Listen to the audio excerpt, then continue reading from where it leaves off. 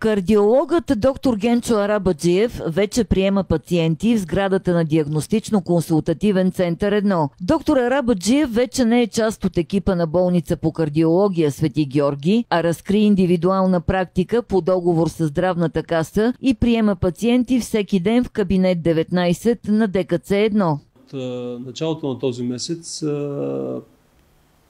кабинета ми се премести на ново място в сградата на ДКЦ 1 Перник, етаж 2, кабинет 19. Започнах индивидуална практика, като кабинета разполага с най-съвременна апаратура. Както виждате, това е ехограф, който е последно поколение на производителя, с всички изисквания като съвременни възможности. Разбира се, за амбулаторна работа. Ние нямаме претенцията тук за машини, които се изискват за болнични заведения с допълнителни опции. Също така ще разполага кабинета и с функционалистика по отношение на 24-часовите измервания на артериално налягане, на запис на кардиограма до 48 часа, когато се налага. Разполагаме с такава апаратурата, наречените холтери.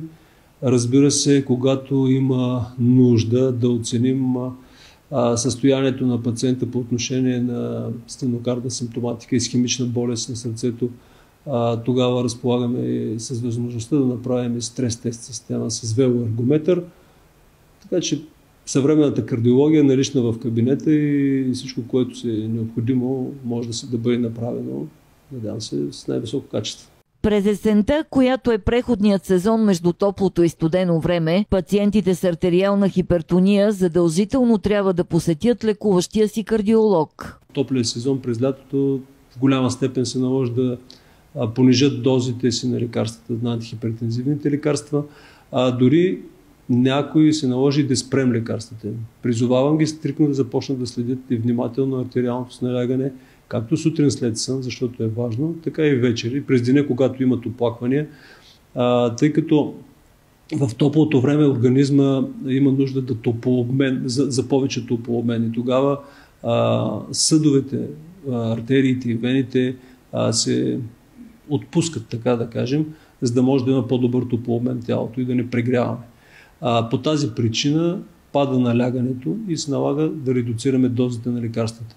Сега при захлаждането и малко по-късно в късната есен и настъпването на зимата в последствие, съответно с по-ниските температури организма започва да пази топлината в себе си. Артериите и вените се свиват, така да го кажем най-просто, и това повишава налягането. Ето защо пациентите трябва да следят, да започнат стрикно да следят кръвното налягане, защото може тези летни дози лекарства да се окажат недостатъчни и те да имат неприятни инциденти. Замерят ли по-високи стойности над 130 към 140 и над 140 стойности на кръвното, нека да потърсят личния си лекар, специалист, да заповядат, за да коригираме дозите или да направим промени, така че да държим артериалното налягане в норма и да няма съответно неприятни инциденти за самите пациенти. Настъпва нова COVID вълна, а с нея и рисковете за пациентите.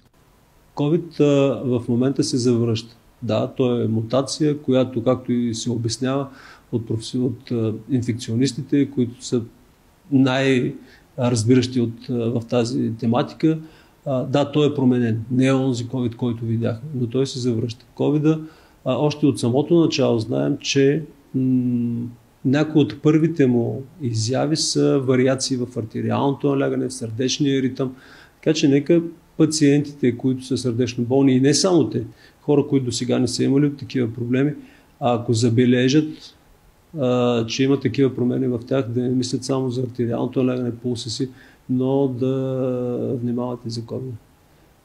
Не желаем да плашим никого, но факт, завръща се и то скрито се завръща. Най-вероятно сега и с стартирането на учебните занятия и защо по-масовото завръщане на хората в големия град ще има развитие в тази посока. COVID доказано влияе на артериалното налягане и сърдечната честота. За една седмица доктор Арабаджиев е имал 3 пациенти с подобни проблеми вследствие преболедуван COVID през последните 20 дни.